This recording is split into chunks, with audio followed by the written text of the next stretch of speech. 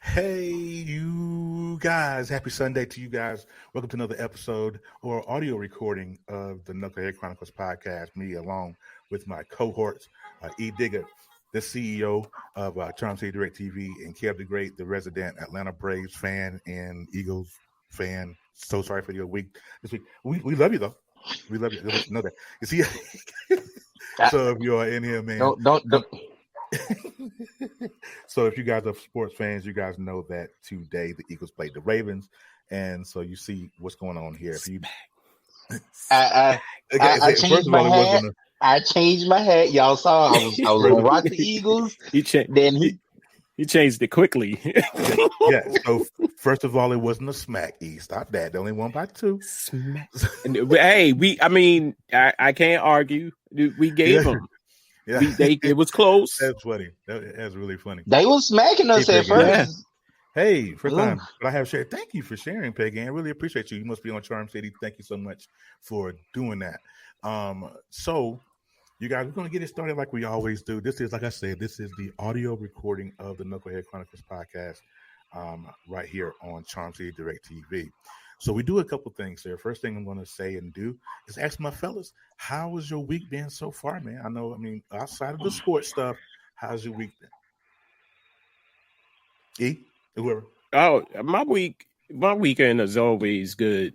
It had a little.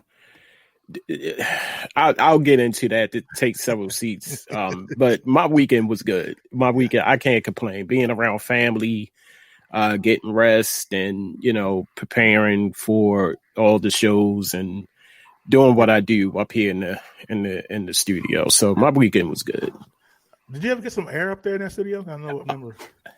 No, at least it's not as hot. It's not as hot anymore up there. And that's the thing. Somebody was like, "Well, you up there often?" And I'm like, "Yeah, because it's kind of cooling down." Good. Kev, how was your week, man? Outside of the sports stuff, how was your week? I noticed how you keep saying outside of the sports stuff. Yeah, because you emotional, bro. I gotta. It's rough for my Eagles, rough for the Braves right now. Hopefully they win today. But other than that, it was. Oh, it's not. Today's game 7. Oh, I thought it was already over. Oh, I'm thinking about the Astros and the Dodgers. Never mind. Go ahead. Oh no, but it was actually. It dragged out this whole week with work and man. Other than that, yesterday it capped off with my goddaughter and her mom and her brother coming down to visit down here in San Antonio. I got to spend the whole day with them yesterday. So church was great today. So it's good. Yeah, it was actually today's been good, man. That's good. Today's been actually really good. I am so glad. That makes me happy now. As far as my week is going, my week is, being a parent of 2 autistic children and working and trying to make everybody happy and trying to make sure the wife's okay. And, it gets a little stressful, but we make it pop and crack. So you know what I forgot to do, y'all? Run my intro. Hold tight.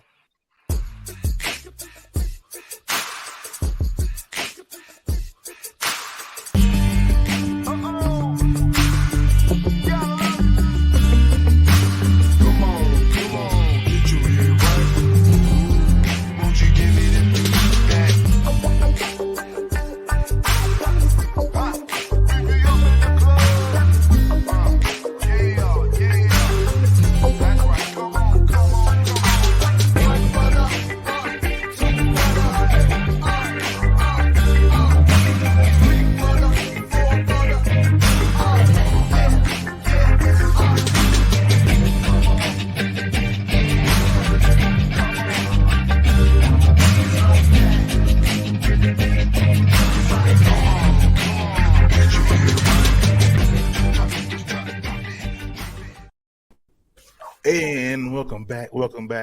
We are Heavy One Cosmonaut, Mr. Dwayne.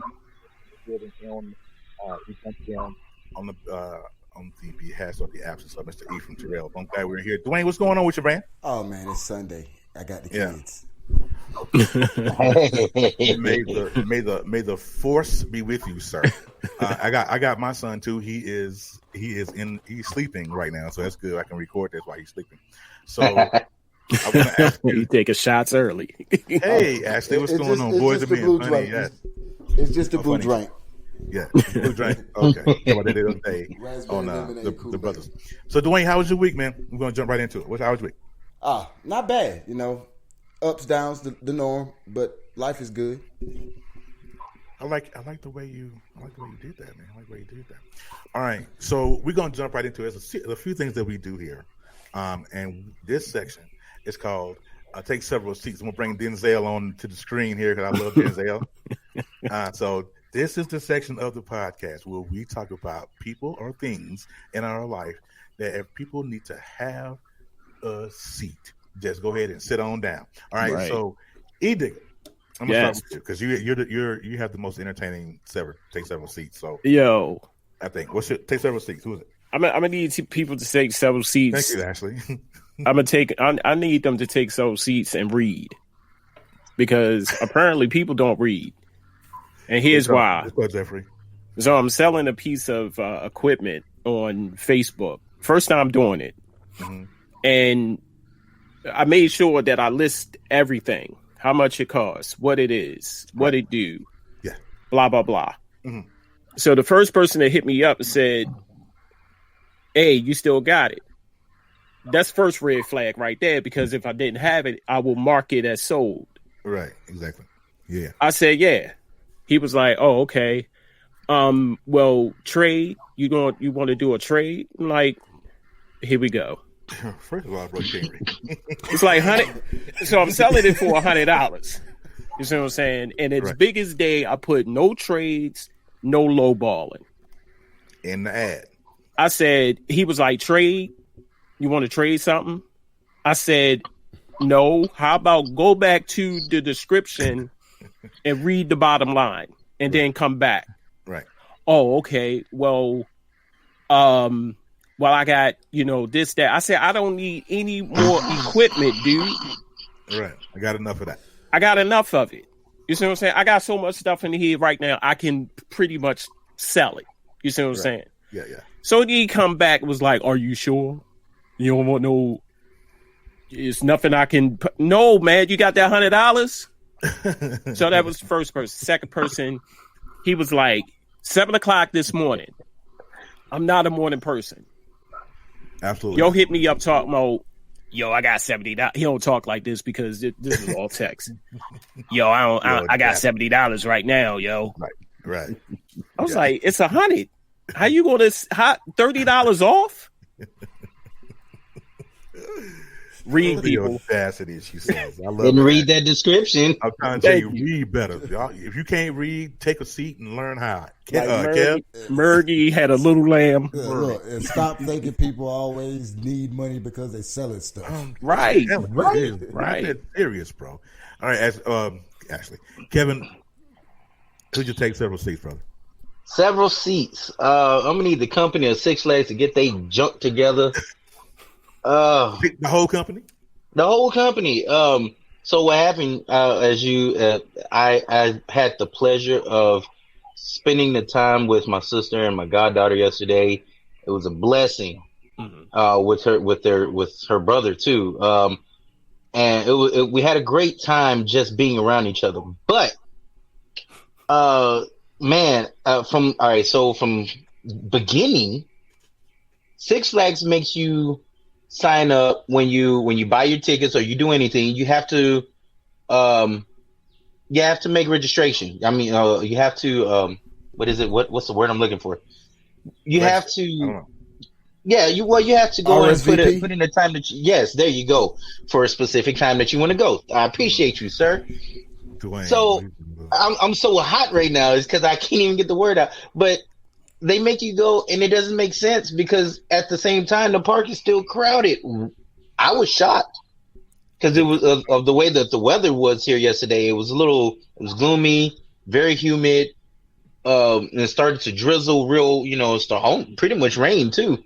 But it was very packed, and it doesn't even get this packed during the summer. We're season holders, pass holders, so it got really packed, and it just felt so uncomfortable. We got on maybe 3 rides. It was terrible.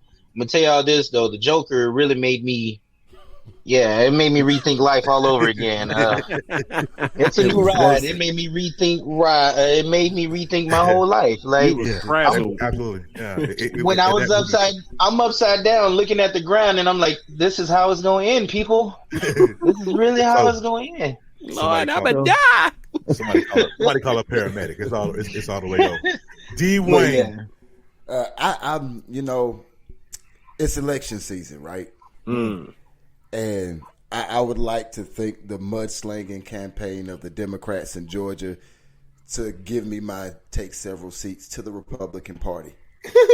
And anybody who know me knows that I'm a conservative. So, yeah, look, the whole Republican Party, thanks to Will Perdue, senator from the great state of Georgia, who at the beginning, and now I'm paraphrasing the infomercial that I saw.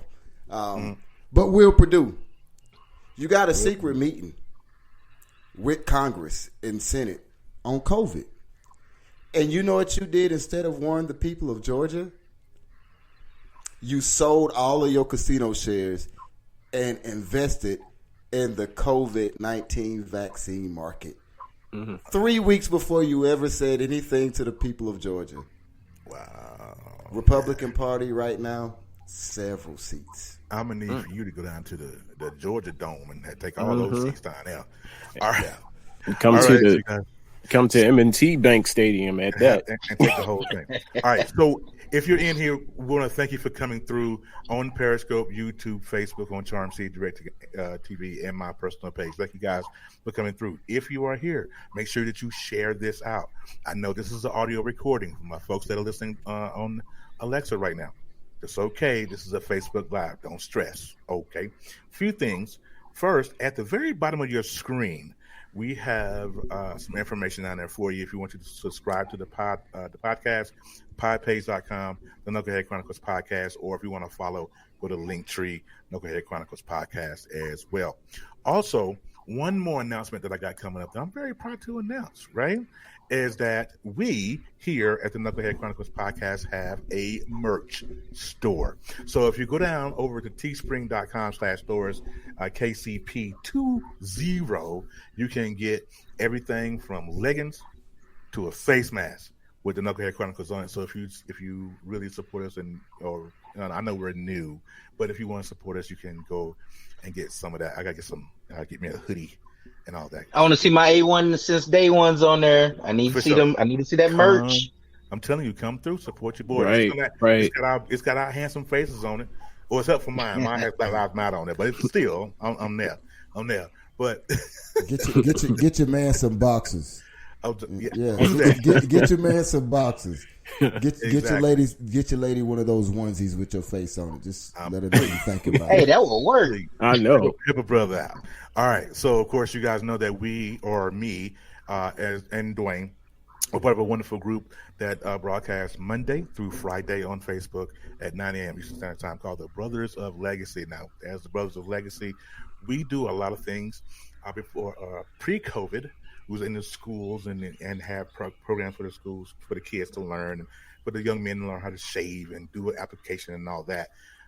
So that particular program takes a little bit of support sometimes. Okay, but we have a solution for you.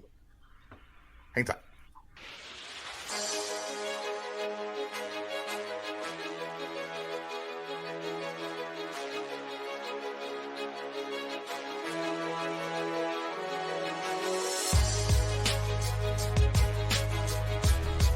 Listen, I want to thank you for being a part of the Brothers of Legacy. Those brothers that are connecting and commenting during our broadcast, sharing and joining our groups, as well as those that are supporters, the ladies that have our back and constantly cheering us forward. Listen, we are in the process of expanding into local areas, right? We are in the process of expanding our reach and encouraging more men to volunteer, to be a part of their community, and to not only stand out, but to stand up. So today, I want to encourage you to do a one-time seed or a monthly seed into the Brothers of Legacy. Now, what will that do?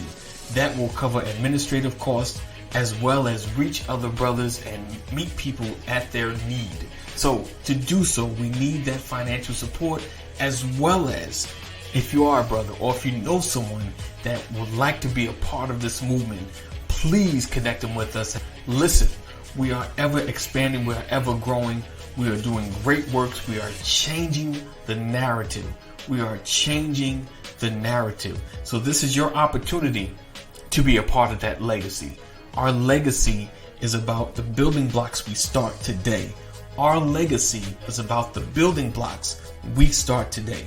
So this is an opportunity for you to seed into Brothers of Legacy, make a difference. Your difference starts now, and it'll affect now going into tomorrow. So we appreciate you. We thank you, and I thank you for all the supporters that's already given, and for those that desire to give, this is your opportunity, and I'm thanking you in advance. So I appreciate you. Thank you so much for your support, and I'll see you later. Take care.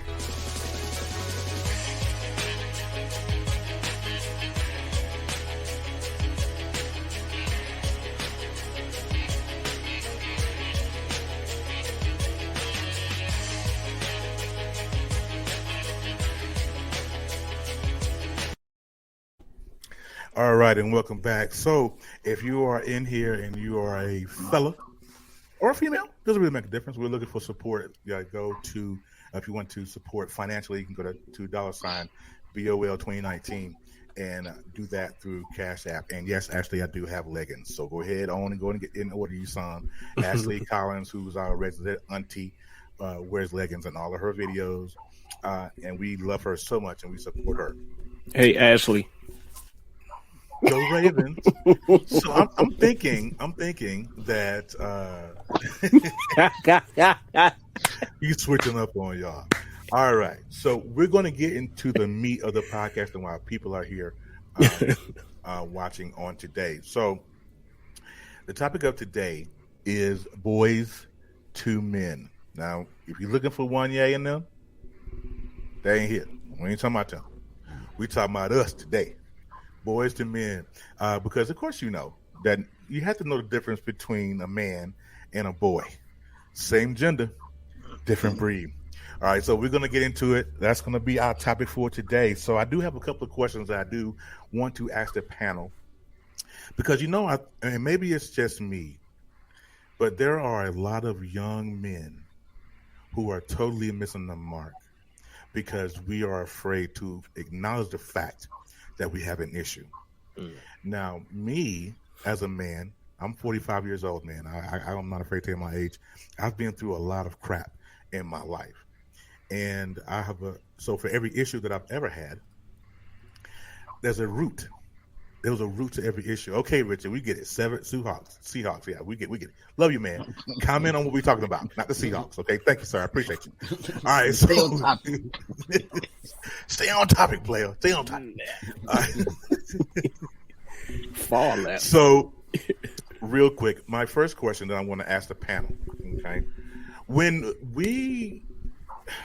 because I think everybody's ride is different. Everybody's process is different, right?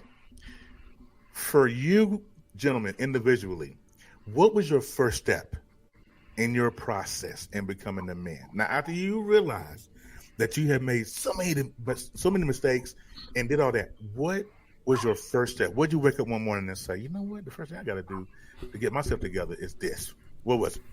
Who wants to go first? Well, mine was easy. It wasn't that. The first thought that came to my head is, I'm getting too old for this. I'm going to be 50, 60, still in this same predicament, no changes. My life, a bunch of wish I had-ems, as opposed to stop, change the direction, change the attitude. We've all heard this cliche, doing the same thing over and over and expecting a different result is the very definition of insanity. That's where I was when I got to that point, like some things got to change, because I was like, another marriage, same result. So many different things, small things, but the overarching things was I had to change my behavior. Mm-hmm. Your behavior, Kev. Well, for me, let's take y'all to a quick personal. I'm gonna get a little personal on my side. Let's go. Let's do it. And first thing you got to do is acknowledge. A lot of the times, us men, yes, some men are vulnerable. Some men are actually capable of actually learning as you go. Mm-hmm. Some people got to go through the process first. Yeah. I'm one of those people that got to go through the process. And I learn from hard-headed mistakes. I had people in my corner, such as my brother in Mississippi, who would always tell me, hey, this is wrong. This is bad. He'd give it to me straight out. And a lot of the time I didn't want to hear it. Well, I got married at an early age.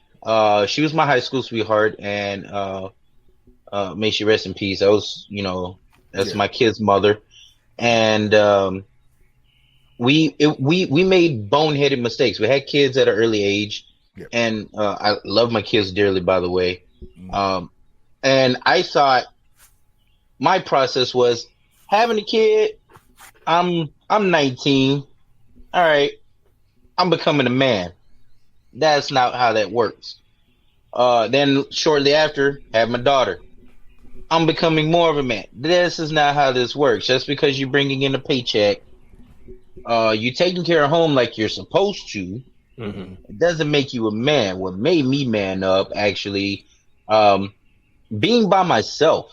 I was the type that was, I hated being alone. Right. And I actually had, when I went to the oil field, well, my single butt manned up, and that job actually made me man up a lot. But I had a lot of time to self-persevere and just do a lot of thinking. There's a lot of mental. I sat in between four walls one night. I didn't get any sleep that day.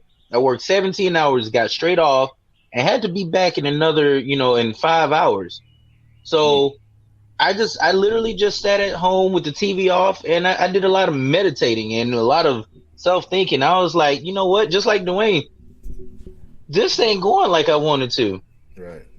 I need to find happiness, and being happy wasn't just making a paycheck and working hard, and it was everything. Everything needs to make sense, and if it does not make sense, you are not going to make it in this lifetime. Period. You're going to go through depression. You're going to go through a lot of bad things, but it's also what you make of it too. Mm-hmm. So if you turn that positive into a negative and keep that positive focus, hey, you can make something of yourself, young man. Absolutely. E. Digger, what was your first step? My first step was to acknowledge that I needed to stop depending on people and rely on self. Right. And I was heavy in church. I'm talking like if I was at home, I was at church. Right. Because I believe that was my safe haven. Yeah. And I was always depending on the church members to bail me out. And I'm talking I'm 20, 21, 22 at this time. Right. And the wake up call was I was in a rut. I was stuck. It was something involving money. I can't recall, but of course, I reached out to the church members like, hey, I need X amount of dollars to get me out of it. And that was the wake up call because everybody was like, in their own kind way, they didn't come out and say no. Right. But they said, I don't know, E. We ain't got it. As opposed to, we'll come over here or let me talk to you or meet me here and I give it to you. You see what I'm saying? Mm-hmm. So that was like a wake up call for me to say, I'm growing up. I need to do this on my own.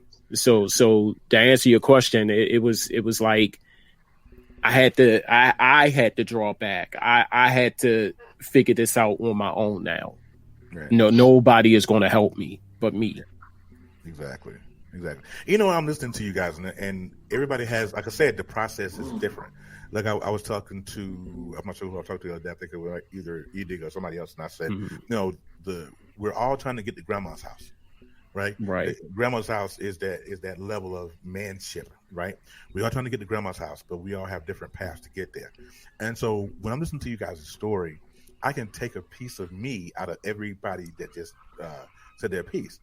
Now, with E Digger, I would say this is that when I was doing things in church, I was a church guy too. I'm a PK, I'm a preacher's kid, and so as I got older and I got married for the first time, what I would do, I would take the people of the church to my advantage because they helped me, they enabled me to be a boy because they would always bail me out. Like you said, like they would always bail me out. They would right. I'm married. Right. But, I didn't know how to pay the bills. And then when my rent got short or whatever, I just go to the church. And they would enable me to bail me out. Then the church said one day, my pastor was like, Pastor John Kirkland, he said to me, yeah, no. I mean, I think that was the most ghetto answer I ever got from my pastor. Yeah, no, don't come back up in here asking for any more money. You are a man who works. Right. The man who, the Bible says the man who don't work don't eat. And so you're sitting up in here, you got a family, a wife and 2 kids. 3 kids, actually, 3 kids.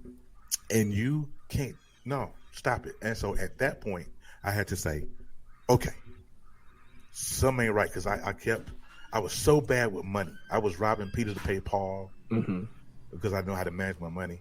And so that was the first step for me. But I had other steps. Before that, I had like pre-steps. You get the first step, you got 1A, 1B, 1C. That was me. Because I had so many different steps. It was kind of crazy. Pre-snap reads. So, pre-snap reads, exactly. So those of you in the comments, comment. If you have any questions for us, we'll answer them for real. So our second question is going into it. For you guys, what was the worst part of the process for you? What was the worst part, and how did you overcome that? Ooh, man.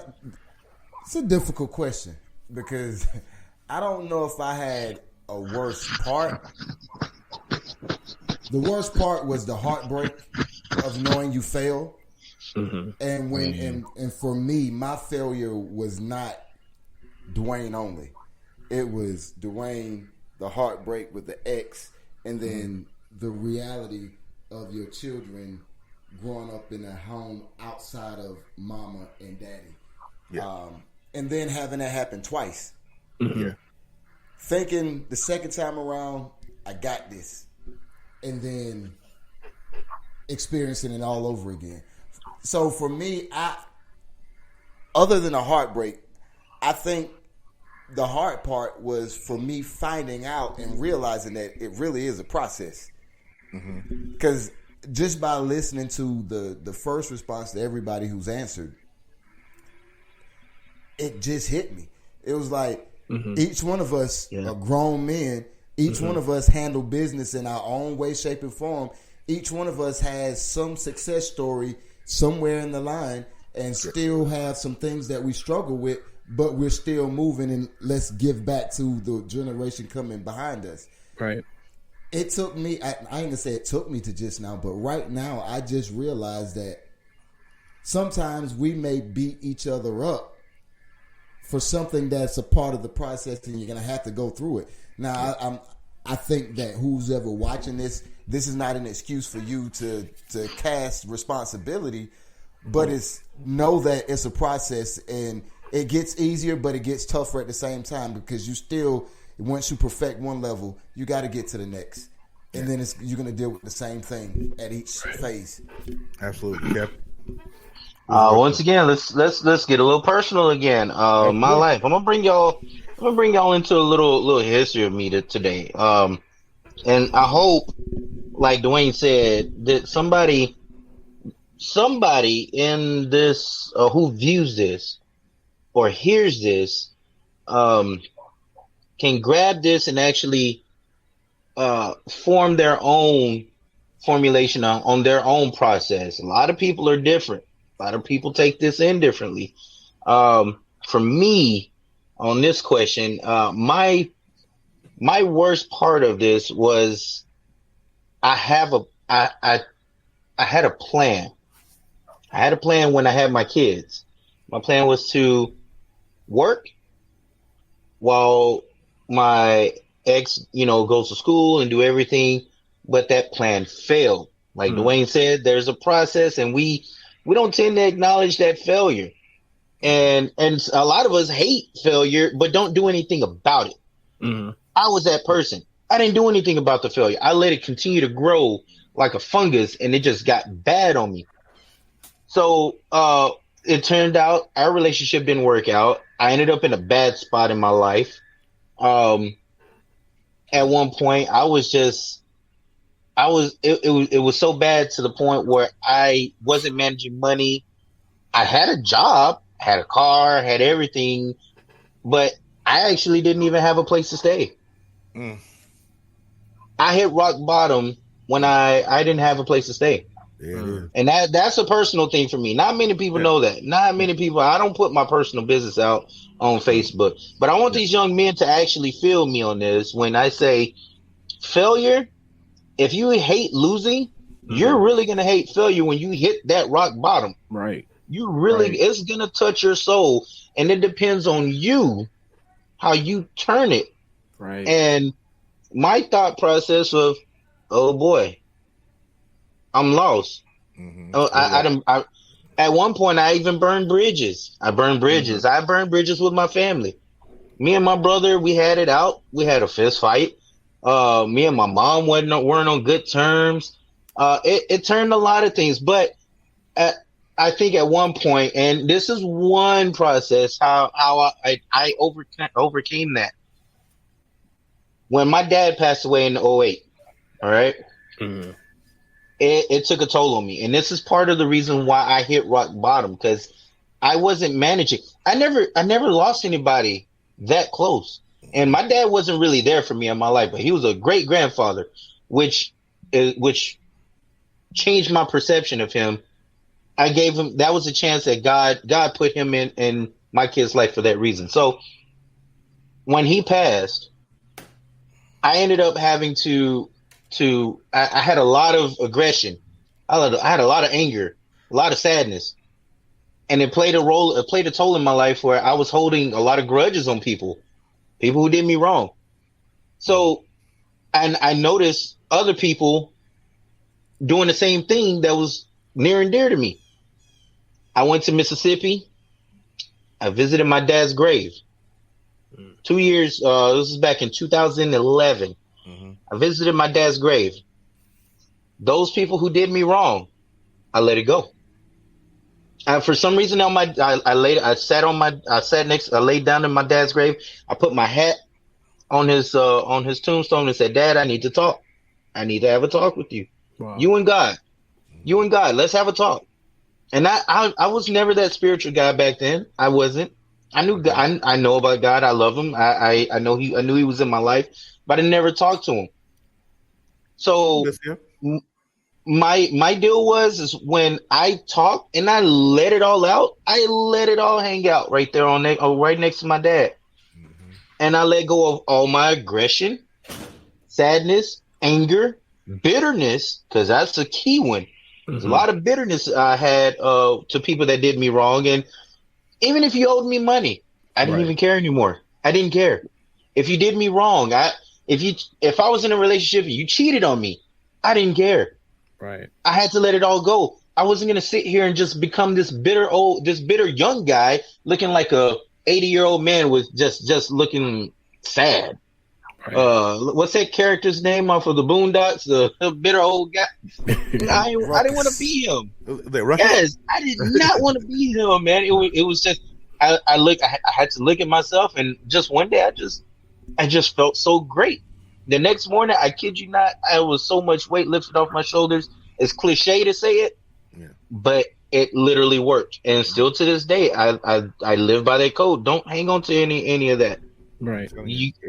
You get gray hairs and wrinkles. Right. I'm telling you, it makes for great sleep when you got peace. You know what I'm saying? Right. Exactly. Right. Peace. Right. Exactly. Hey, nigga, what's the part? What was the worst part of your process, bro? So, like Kev, I'm gonna take you back a little bit. My dad passed away when I was 13. First time I ever experienced death. Mom passed away later at 18. And I felt alone, although I had brothers, and I have 2 brothers living, one passed away, and a sister. And a lot of my conversation is about church. That my friends was like, if you can't catch E at home, go to the church. And how God set this up was my house, church. Like I can literally scratch my butt, roll out of bed, go right to church. Yep. And I stayed there. Like I said, it was a safe haven. Mm-hmm. I began to, learn about this church, worked at the church. Everything was church. Until I began to wanted to do more. Mm-hmm. And because of my mom passing, my pastor took me in. Mm-hmm. He took me into his home. It was nothing but God. And where I was staying at, either the lady's daughter or the lady was going to get killed. Just going to put it out there like that. Yeah. They got on my everlast good loving nerve. And good for you though. Yes. And I had to leave. So my pastor called me. It was like, hey, what you doing tomorrow? I'm going out of town. I need you to watch my kids. So my brain is like, I'm going to live with my pastor. Mm-hmm. I ain't even had to think about it, really. I'm going to live with him. So that's what happened. I was living with my pastor. And by that, you see what I'm saying? Church became more church. You see what I'm saying? Like 7 days a week church. I didn't mind. But then it came to a point where, like I said, I wanted to do much more. I wanted to have more responsibility, like being on a committee, being a part of, the organizations in the church, because my church denomination is Presbyterian. So the churches are ran by the Presbytery of the USA, the United States. And I thought at that time, this is big. You see what I'm saying? I want to be a part of that. But they kept looking at me as little Ernest, and I wanted to come out of that. So I began to be mad at the church, like because they didn't give me responsibilities, and because of that, I left. Yeah. But by me leaving, I just cut a lifeline, and all of the resources that I had, all of the safety that I had is now gone, because now I left. Yeah. It's no more. I cut ties. Yeah. So I start blaming them for everything, like getting mad with them for everything. You see what I'm saying? And somebody told me, like later on, they said, if you would have stayed in church, you wouldn't be going through this. Mm-hmm. You see what I'm saying? So that right there it's like a umbilical cord. I was cut. I was cut from that umbilical cord. Now I'm on my own. Yeah. Right. For a minute, I was mad.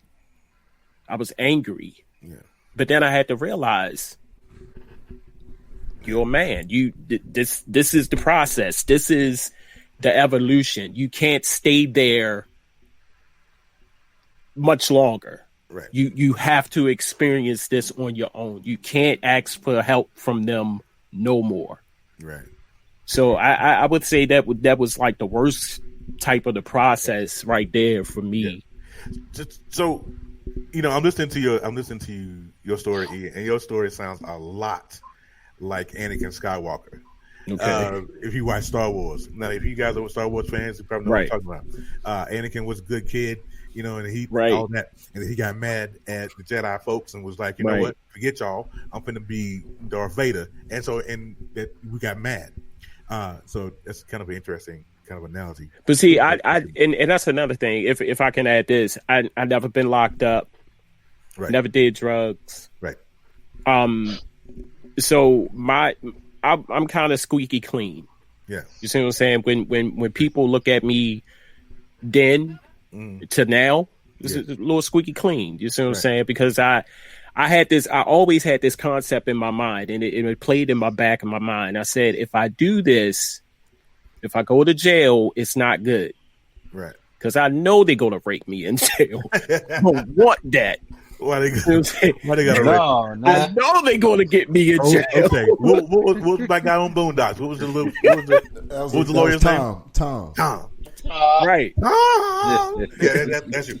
All right. So the worst part of the process for me, I like shit, and I won't shit. Yeah, we can do this the easy way or the hard way. You too. All right. The worst part of the process for me, though, was once I realized that I had to become a man. I could not be the same Terry that I was. The one thing that I hated, that I knew I had to do, was to go back and ask for forgiveness from the people that I hurt, for the people that I just left. We're going to start with my children. My oldest daughter. I had my first daughter when I was 16 years old. Wow. Okay. 16. My baby is 28 now. She's 16 years old. And she was the first relationship that I had to repair. That darn fly. Okay. I'm pulling the mic pants on y'all. All right, You found out where you lived at. But I'm telling you, I had to go back and I had to apologize to my ex. I think they're upset about that comment I made. I had to apologize to my kids. And let me tell you something, fellas, that are watching this, is that there's a lot of things that you cannot take back as an absent father. There's certain you can kind of ask for forgiveness for not being there, but certain things you just can't take back. So you're at a place to where we have to say, okay, let me catch this in the cut before I get too far. Because some children, like my daughter had a really tough time because I wasn't there. My daughter went through depression. My daughter was suicidal at one point. I mean, she had a lot of things going on. And so she had so much stuff going on. And because, and her mother and her mother, her grandmother, her auntie, they would call me, blame me, because all you had to do was be there, Terry. Why weren't you there? Mm-hmm. I said, well, because I was 16 years old. I didn't know anything about being a dad. And I didn't know nothing about getting a job. My first job was a dishwasher, trying to get my baby some baby bottles and all the good stuff. I was trying, but I didn't know. I felt that. And because I didn't know, it was easier for me to walk away from it than it was to be there and stand strong. But because of that, my daughter went through years of torment because I wasn't there. I wasn't the one that took her out on dates and held the door open for her and showed her that she was the queen that she was. I wasn't the one that said, honey, I'm Pat here, right? I don't want you to take some young dude that's like the first guy that says, what's up, shawty? And that'd be the end all. I fell short in so many arenas that weren't even funny. But I had to go back and apologize to her. Let me tell you something. My daughter at the age of 14 wrote me a 4-page letter. Not a Leah song, a 4-page letter. Wow. And she wrote out in full detail of how she felt. And there's nothing in this world worse than to read how much your kid hates you. Mm. Let that sizzle in your spirit just for a second. There's nothing in this world worse than to read or hear how much your kid hates you, all because you didn't stand in your spot. You didn't stand in your square. You didn't stand 10 toes down. And your babies need you. That's the problem with that's the problem with the world right now. Mm-hmm. There are so many boys trying to be men, have no idea how to do it, but too prideful to go to somebody else and ask for help. Let me go to the next. I'm going to go to the last question because I'll start preaching here in a second. No, I was feeling it though. Look, I was like, that's. I know you got another question, but I kind of got to. Everything you said is absolutely true. And you and me have had this conversation private, and I've had this conversation on Periscope, Facebook, Instagram. And one thing I want to add, hey brothers, you can't change the past. So don't let the pain, the guilt, the hurt, the anguish, I wish I was there for this, I didn't do that, she pregnant because of this, or if I would have been there, it wouldn't have been like this. You can't change the past. Right. What you do is you find the issues in you and you fix them so you don't repeat the past. That's right. That's absolutely right. Because you have to understand this, and if disagree with me, tell me if I'm wrong, fellas, but with every single issue, problem, whatever it is, there's a root to it. Mm-hmm. You didn't wake up one morning pissed off. You didn't wake up one morning banging on breakfast. You was bad about something before you went to sleep. Mm-hmm. Right? So we have to find the root of the issues. It's not like Dwayne just said to his point. It's not about your past, because I heard someone say a long time ago that it's never the falling down in life that makes you who you are. It's the getting up. Amen to that. So it's not about where you've been. It's okay. It's okay to be hurt. It's okay, because I had daddy issues. I know my 45 years old. I still know who my dad is. But I'm okay with that. But it took me some years to get over that. You have to get to a place where it has to be okay. It's okay, but what you cannot do, fellas, is stay there. Mm-hmm. You cannot wallow in the fact that your daddy left you. You can't wallow in that. Now, what you have to do is learn that I don't want to be him. Exactly. And here, let me get in on that, Terry. That's exactly what I did. All right. I thought I was doing it right. I was halfway doing it right. Mm-hmm. So my first child, like I told you before, I got a little personal. I told you my dad was not there. He was a really good grandfather, though. I kid you not. This man lived in Mississippi, would come to Texas to visit his grandkids. He always told me, Kevin, I want a grandson. I gave him a grandson. Right. I want a granddaughter next. Hey, you got your wish. Mm-hmm. And for 3 years of their life, he was there. And wasn't there financially. I didn't need him there financially. I needed him there mentally and physically. Right. And he did that. All right. But my goal in life, when my son was born, my son Dion, I put him on my Facebook. Y'all will see him on my Facebook if y'all see. Just like he looks exactly. It's my twin. My daughter looks more like me than him. That's the crazy part. And my goal in life, when I held him in my arms for the first time, I made a promise. Right. And I wish it was recorded, because I can literally live up to it and say, hey, I don't want to be what my dad was to me. I want to be there for every single detail. I thought I was doing it right when me and his mother got married. Right. Right. And of course it didn't work out, but I thought I was doing it right. Right. You can't go on with the thought process. Now, those men that young men, if you grew up without a father, you already have a goal in life. Mm-hmm. You already have a goal in life. You already know how tough it is without growing up without a father.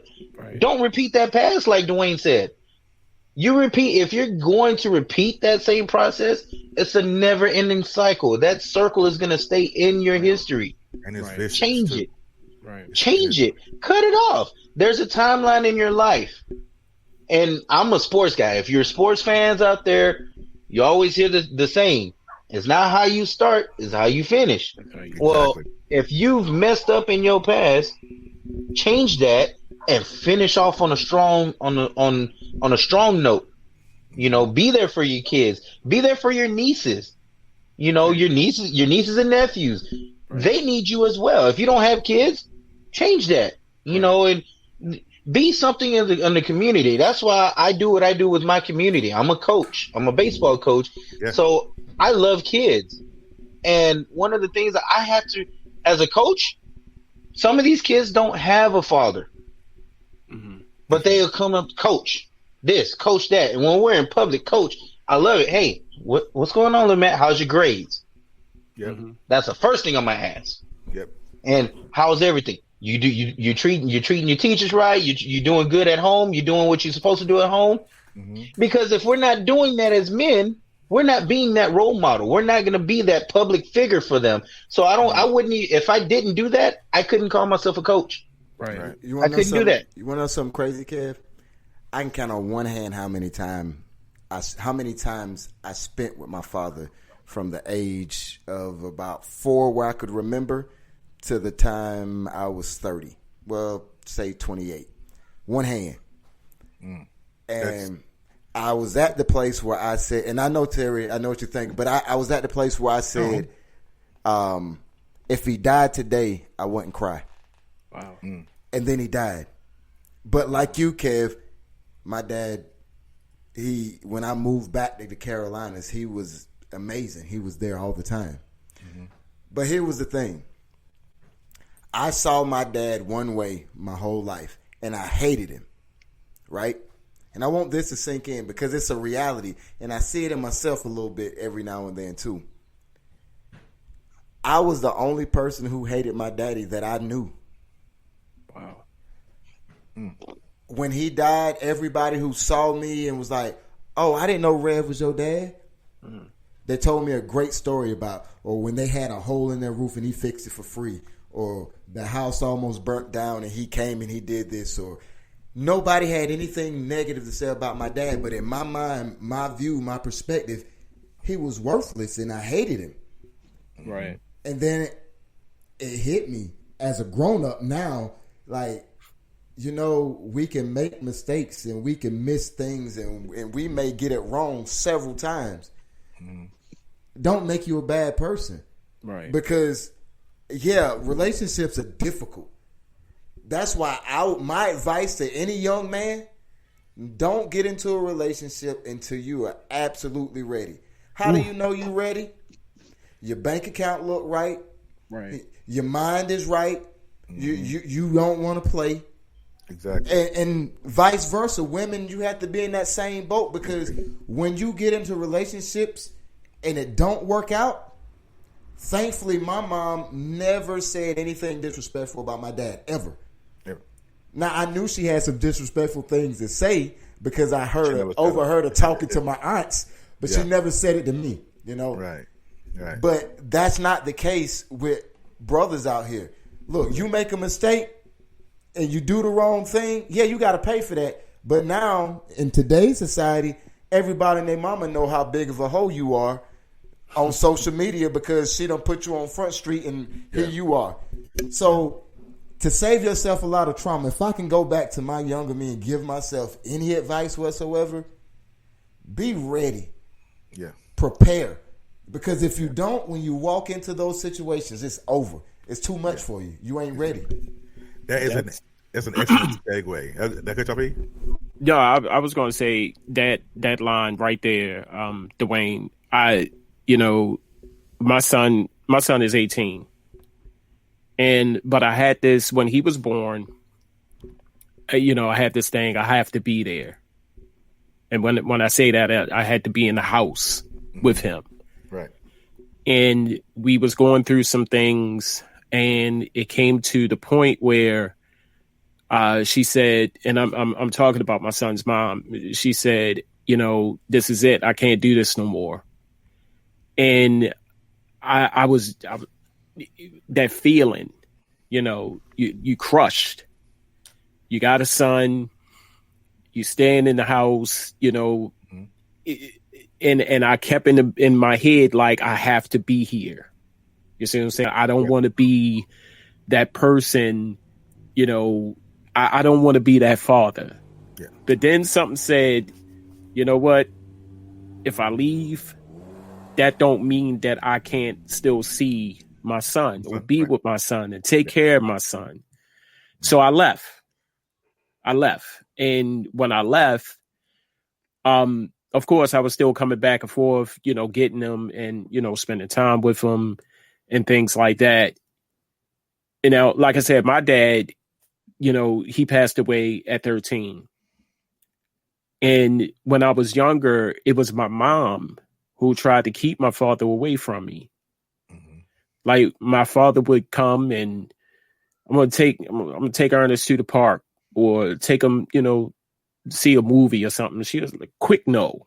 Like, damn, am I punished? Like, what did I do? Like, yeah, I want to go to the park. I want to run around. I want to see a nice movie, a cartoon movie. Yeah. But then somebody was in her ear, like, you need to let that boy see his father. Mm-hmm. You see what I'm saying? So a lot of things changed. Like, he would come on Fridays, he would come on Saturdays, come and get me, spend the whole day with me, either 1 day, 2 days, or, however he did it. But I spent time with him and I knew who he was. And that was enough for me. You see what I'm saying? And it's crazy because how my father spent time with me and interacted with me, I interact with my son when he was small. Like when we would we were so adamant at getting our hair cut. Like the barbershop, I absolutely love the barbershop. That is our thing. Right. And that's what my father did with me as, when I was little. So those are the things that, for the young fathers out there, that's the message that I would relay to them. Like, be in your child's life. Yeah. You see what I'm saying? Money is not a way to take care of your child. Right. It is that time.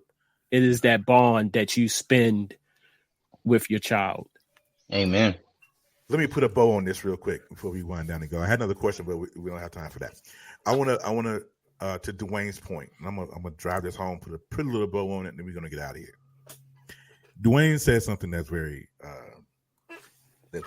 instrumental about today's society. Fellas, young men that are listening to this program, that are listening to this podcast, that's watching this on Facebook. I'm sure Ms. Tull has shared this podcast, this live stream across her social media, and thank you for that, Ms. Tull, if you're still watching. The women of today are not putting up with your nonsense. They're not doing it. They're not doing it. So it is imperative, young men, that we find a way to get ourselves together, because they don't want no excuses, because they have their own stuff to deal with. Mm-hmm. K. Michelle said it best. You can't raise no man. You can't. Right. So it's imperative. It's very, very important. Now, like Dwayne said too, if you're not ready for that, don't touch it. Right. No. If you're not ready for that, don't touch it. I know it's shiny and pretty. You see it in the window, and you want it. But if you ain't ready for that Lamborghini, please stay away from it, because you're gonna do nothing but crash it. Right. And that's the problem with society as it is, and that there are so many burnt and crashed Lamborghinis because nobody has learned how to drive. Mm-hmm. Nobody has said and said, I have a problem with money. I have a problem because I'm still mad at my mama. I got a problem. I'm still mad at my dad. Whatever your issue is, work that thing out, because you can't take that and then want a queen. Mm-hmm. First thing you holler, I want a queen. I want a queen so bad. No, you don't. You want that Ferragamo belt with them J's. What's more important to you, fellas? We got, and not coming down on the young men, because we've all been there. But what I'm telling you, young men, is this: you don't have to stay there. It's okay to be mad. Like I said earlier, it's okay to be mad. It's okay to be hurt. It's okay to do all of that. But we have to. It's imperative that we do it, because we're going to bring kids into this land, into this world, and we broke. You can't teach driver's ed if you can't drive. Exactly. Right. Exactly. Amen. It's totally impossible. You get arrested when you're on the road without a license. I'm trying to tell you. If you don't know, you better find out. Listen, we are destined to be kings. We're destined to be kings in this game. Amen. we have to get past everything else. And the only way we can, the best way to get past everything else is to face everything else. Right. Right. What you can't do is run. It doesn't work. You're not the road runner. You're not going to fight any demons with your back. The fight happens up front. Right. And we got to say, you know what? Dad, like I can say this right here in this live stream podcast, that my dad, I don't know where you at, I don't know who you is, but I forgive you. Mm-hmm. I don't know where you at, I don't know who you is, but I love you. Hey, one thing I want to say before we wrap it up, man. It's kind of like what E Digger, Dwayne, you said, you know, and I want to encourage young men. Mm-hmm. Okay, I want to encourage you, young men. We don't have enough. Even if you don't have positive role models in your life, mm-hmm. there's books. I want to encourage you on going to church. I want to encourage you on finding the positives out there. Now, Right. There's positives all around us. We just tend to slap it out of, like my pastor says, God gives us blessings. Mm-hmm. And those blessings they're right there in front of us, but we're so blind, or we'll see it, and guess what we'll do? We'll slap God's hands away. We'll slap that blessing away because we're not appreciative. Right. Right. Be a little bit more appreciative. Enjoy the simple things, the small things in life. But pick up a book. Put some knowledge in your brain instead of being on your phone all the time, Right. watching TV. Enjoy your family. If you have a family, you got kids, enjoy them, man. The small things. Take some interest in them. Whatever they have, take some interest in them. It's going to influence them, and it's going to impact them and yourself and those around you in such a positive manner. You don't know who's watching. Right. Not only God is watching, but there's other people around you watching, and some may be looking up to you. So if you're able to do that, we're gonna get somewhere, young man. We're gonna make something out of you. We're gonna get there. Just to piggyback on that real quick. First, you got to accept it, and I'm talking about the young men out there. When you feel that you need to be heard, when you feel that you need to sit down with someone who you look up to and say, man, you know, he's doing good. I want to talk to him. And then when that opportunity presents itself, don't back out. Right. Or don't say, oh, okay, I was just playing. I don't need to talk. I'm good. Accept it. Yeah. And let us. Now, I tell anybody, I'm no role model. You see what I'm saying? Whatever I do. I'm, you know, I have flaws, but for the most part, you know, I can offer some advice to someone. Right. You see what I'm saying? It's up to you to accept it. Exactly. It's up to you to listen. And I have a pet peeve that if I offer my advice to you and you still don't accept it, you see what I'm saying? I get upset. Don't ask no more. Especially if you come back and ask for more advice. Right. If you don't heed the first time. Now, I understand, you know, some people learn different or, you know, grasp information a little different. I understand that. But if you one of them knuckleheads that going to listen and still going to do your thing, and I already talked to you, I already offered you some advice, I already kind of swayed you into that direction, and you still want to swing into yours, and then you come back because you messed up, I can't help you no more. So the first rule of thumb is accept it. Be ready. Be ready. To listen and take heed to the knowledge. And no excuses, man. No excuses on that either. Right. No, don't continue to make excuses behind, Right. simple things. Yeah. Right. So we can talk about this right here all day, and we can encourage all day. Let me do this. I'm gonna say my piece. I'm gonna let Dwayne get his closing remark. Dwayne, you're on mute, sir. I see your hands going, but you're on mute. All right. So, what I'm gonna say is there's a lot of these young men around here. They're the level of pride that's in them, it's amazing. And the first thing they'll say is that, I'm cut from a different cloth. I'm different. First of all, my brother. First of all, you a napkin. That's like you come from a different cloth. No, you a napkin. Charming. You softy out here because you don't want to face what's going on. Right. So get out your feelings, get out your pride. Let's make this thing work. Listen, we have to change the narrative. They're already saying that we're not fathers to our children. They're already saying that we're deadbeats. They're already saying that every time we put a gun to we're targeted. You can't give them any more excuses. Right. You're being targeted. We are being targeted out here. And if you if you go ahead and act like an animal, guess what they're going to treat you like? Animal. Okay, Dwayne.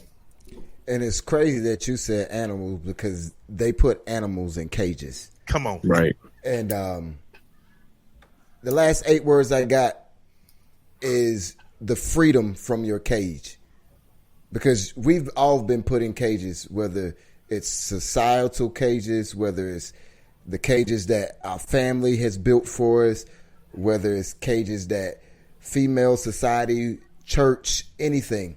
Mm-hmm. Come on, regardless of what you have, past tense, done, please forgive yourself. Come on now. Forgive yourself. Come on. That's the key to unlock that cage that they've put us in. Oh yeah. Exactly. Right. Keys are in your hands. Let's not be that statistic, young man. Yeah. That statistic keeps growing. Let's get that out. Let's stop that clock. Right. I'm going to drop this off right here. We're going to go ahead and step out. So before I say my last quote, I want to thank my co-hosts, E. Digger, G. Wayne, and Kev the Great for being on today. Really appreciate you guys. Everybody who dropped a heart, who shared it. Thank you for that. YouTube Periscope. And you took it back. I took it back. Yahoo. What? Yahoo. It was a dope thing. It was a dope jingle though. But I'm going to leave this quote, and then I'm going to end today's broadcast. Like I said, thank you guys. In the words of David Gibson, and if you don't follow him, he is D1 Gibson on Periscope and Twitter. This is what he said. He said, "The worst prison to be in is the one you don't know that you're in." And with that being said, you guys have a great one. See you next week.